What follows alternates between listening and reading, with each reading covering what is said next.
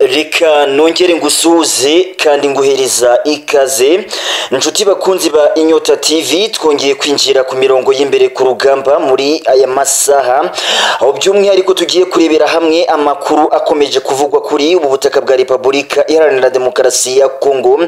Aho by'umwihariko turaca mu bice bigiye bitandukanye, by'umwihariko turaca ahanga mu mujyi wa Uvira, turebe uko ibintu byifashe, dore ko nyuma y'ubwoba bwinshi cyane ingabo za FARDC zongeye gutwara intwaro zizihungisha zizerekeza mu gihugu cy'u Burundi. Ibi ngibi turabyumva, tuberebere hamwe impamvu baba bafashe icyemezo cyo gutangira guhungisha izi ntwaro bazijyana mu gihugu cy'u Burundi, bazivana mu mujyi wa Uvira. Ariko kandi ku rundi ruhande turerekeza mu bice bya Ituri, aho abashinze itsinda CRP uko ari batanu bamaze ko bagenda bitandukanya n'umuyobozi wabo Thomas Rubanga, bakiyomeka ku ngabo za leta. Ibi nabyo turabigarukaho, icyatumye bagenda batandukana, ibi turabyumva mu makuru yacu arambuye gatanu kuri kagenzi kako. Nako kandi mu bindi bice bya Njugu, ibitaro bikuru bya Fatiki, ibi ngibi byaje ko bigenda bitwikwa, ariko hakaba hari gukemangwa aba babitwitse. Ese ni bande bari gukemangwa? Ibi nabyo turabigarukaho gatanu kuri kagenzi kako, tugende turebera hamwe uko ibi bintu bigiye byifashe. Nako turerekeza kuri ambush idasanzwe, ambush yongeye kuba igenda ikora ibidasanzwe, ambush yongeye guhitana abarwanya batari bake b'amadu ya M23 ku muhanda route nationale. Ibi nabyo turabirebaho, uwo muhanda ni uwuhe? Ibi turabyumva mu makuru yacu arambuye. Andi makuru aravuga ko inyeshyamba zirukanwe kuva isaa 9 z'amanywa mu bice bya Kashungu, Rungungu ndetse n'ahangaha Rusamabo. Ahangaha hose tukaba tugiye kuba tugenda tuhazenguruka, tugenda tuguhereza amakuru yaho uko ibintu bigiye byifashe muri aya masaha. By'umwihariko tugiye kuba tugenda duhera ahangaha muri umujyi wa Uvira. Amakuru mashyashya rero aravuga ko FARDC yatangiye guhungisha intwaro izivana mu mujyi wa Uvira izijyana mu gihugu cy'u Burundi. Ni nyuma y'igihe kinini cyane, nyuma y'ubwoba budasanzwe bwaje ko bugenda buta imitima y'abarwanyi ba FARDC ndetse na FDNB, aho M23 bari gukeka yuko ishobora kuba yakigarurira uyu mujyi bidatinze vuba na bwangu, nyuma yuko kuva ku munsi w'ejo ikomeje gukomanga, yinjira bongera bayisohora, yinjira bongera bayisubiza inyuma, bakomeje guhangana, ariko bakabona ko imbaraga irimo irakoresha ari imbaraga zidasanzwe zishobora gusiga iyi M23 yigaruriye imijyi igera kuri 3 ikomeye muri ubu burasirazuba bwa Repubulika Iharanira Demokarasi ya Kongo. Ikaba ariyo mpamvu nyamukuru yaje kuba igenda itera abangaba gufata icyemezo cyo gufata intwaro ziremereye bagatangira kuzihungishiriza i Bujumbura mu gihugu cy'u Burundi, nk'uko amakuru akomeje kuba agenda abitangaza kandi abisobanura neza. Ni nyuma y'akavuyo kenshi n'ubundi gakomeje kuba muri iki gihugu, gakomeje gusakiranya impande zombi, aho uruhande rwa leta FARDC rukomeje kuba rugenda rutumvikana na M23, ariko kandi n'ubundi leta ya Kinshasa ikaba ikomeje gushwana n'uwahoze ari perezida w'igihugu cya Repubulika Iharanira Demokarasi ya Kongo, Joseph Kabila, nk'uko amakuru arimo agenda abigaragaza gatanu kuri kagenzi kako. Ariko kandi unyemerere ngo twinjirane mu bice bya Ituri, aho abashinze itsinda CRP uko ari abantu batanu bose bitandukanyije na Thomas Rubanga, maze bisubirira ku ruhande rwa guverinoma ya Kongo, birumvikana ni ku ruhande rwa FARDC. Ibi ngibi bikaba byabaye nyuma y'uko abangaba baje ko bagenda batumvikana kuri bimwe na bimwe. Ese ni iki cyaba cyatumye aba bombi batandukana?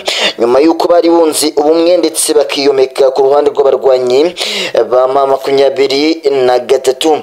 Imirwano rero imaze iminsi iba igaragaza yuko bamwe muri abangaba bashinze iri tsinda abaje kuba bagenda rwose babona yuko batangiye kuba bagenda bashwana, ndetse ubita Thomas Rubanga yatangiye kuba bagenda abahereza amategeko nkaho ariwe ubayoboye cyangwa se ariwe ubategeka aberekeza aho ashaka ko berekeza. Ibi ngibi byaje ko bigenda bibarakaza ku buryo bukomeye, rero biza gutuma bitandukanya nabo, kandi bakabona ko urugamba bakomeza kurwana umunsi ku munsi kurutsinda ari uhurizo rikomeye cyane. Bikaba byaje byaje kuba bigenda bibahesha intsinzi yo kuba bakisubirira ku ruhande rw'abarwanyi ba FARDC nk'uko amakuru akomeje kuba agenda abigaragaza gatanu kuri kagenzi kako.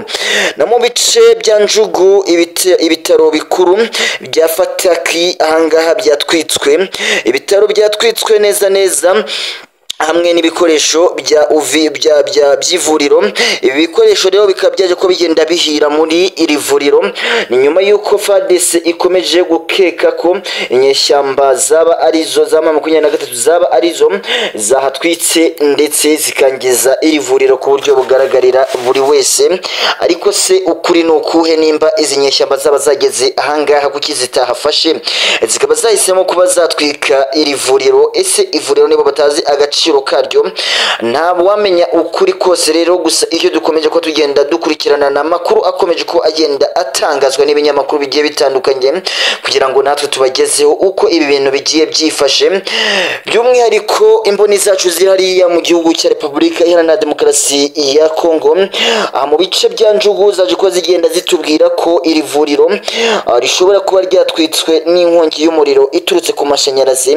Ariko iyo gisirikare cya leta FARDC cyo gikomeza gushimangira yuko ari inyeshyamba z'amadubu ya M23 zaba zagize uruhare mwitwikwa ndetse n'ishya ry'iri vuriro ndetse n'ibikoresho byose birimo. Hakaba hakomeje kuba rero hagibwaho impaka na benshi bavuga ko izi nyeshyamba zabarizo zabikoze gatanu kuri kagenzi kako. Ambushi idasanzwe rero yongeye guterwa inyeshyamba z'amadubu ya M23 ku muhanda wa Karombo ubwo zarimo kwerekeza Ibanga mu bice bya Ibanga. Ibanga naho na gace inyeshyamba zari zamaze kuba zigenda zikambikamo zimigratinga ziva mu bice bya Karambo byerekeza mu bice bya Ibanga. Ibi rero bikaba byamaze ko bigenda bimenyekana, ingabo za FARDC zikaba zamaze kubatahura ndetse no kumenya aho bagiye baherereye hose. Bakaba batatswe kuri uyu mugoroba nta gucika ndetse no guhunga. Uyu muhanda wo ukaba wamaze kuba ugenda ufungwa n'abarwanyi ba FARDC nk'uko amakuru atugeraho arimo agenda abisobanura gatanu kuri kagenzi kako. Akaba arimo kwibazwa rero nimba izi nyeshyamba zishobora kuba zasubira mu mujyi wa Goma cyangwa se zasubira mu mujyi wa Bukavu nk'uko amakuru akomeje ko agenda abisobanura. Ibintu bikaba byakomeje kuba bibi, ibintu bikaba byakomeje kuzamba ku ruhande rw'inyeshyamba z'amadubu ya M23 ziribaza aho zirerekera, ariko kandi zikavuga ko mu gihe byanze zigomba gufata icyemezo zigahangana ndetse zikarwana n'abarwanyi ba FARDC ndetse na FDNB mu bice ibyo ari byo byose bashobora kuba baturukamo. Andi makuru twasorezaho aravuga ko inyeshyamba zirukanwe kuva isa 9 z'amanywa mu bice bya Kangungu ndetse no mu bice bya Rungungu n'ahangaha mu bice bya Rusamabu. Ahangaha rero naho ibintu bikomeje ko bigenda bifata indi ntera. Inyeshyamba zirimo kwatakwa bikomeye cyane, inyeshyamba zirimo gukubitwa umusubirizo, inyeshyamba zirimo kwambugwa teritwari zigiye zitandukanye, kuhikura ndetse no kuhava bikaba byabaye ingorabahizi, ikibazo gikomeye cyane ndetse cyababereye ihurizo uburyo baraza ko bagenda bava ahangaha Rungungu ngo berekeze mu bice bya Rusamabu ngo babe babasha kubona inzira ishobora kubamanukana ikaberekeza hafi n'umujyi wa Bukavu ngo bakomeze berekeza Igoma, kuko urugamba rwo rusa nkaho rwabananiye. Imirwano isa nkaho ikomeje kuba igenda ibarusha imbaraga. Ese kabari agatego bategereje kugira ngo baze kuyataka mu ijoro rwagati? Reka tubihange amaso kandi dutegereze turebe uko biraza ko bigenda birangira, kuko izi nyeshyamba z'amadubu ya M23 zo zamaze ko zigenda zifata icyemezo ko zitagomba kuva muri ibi bice nk'uko amakuru akomeje ko agenda abisobanura gatanu kuri kagenzi kako. Hagati rero reka nkwibutse gukanda subscribe, usharinge, ukomantinge ndetse urayikinge kugira ngo ujyubana nanjye kuri iyi channel y'umutekano, politike ndetse na diplomasi. Natwe tuzagutenguha tuze dukomeza kukugezaho amakuru meza kandi yizewe, amakuru yihutirwa ari update zako kanya. Ibyo byose natwe twasezeranye kubibakorera gatanu kuri kagenzi kako, nkubwira ngo ciao ciao.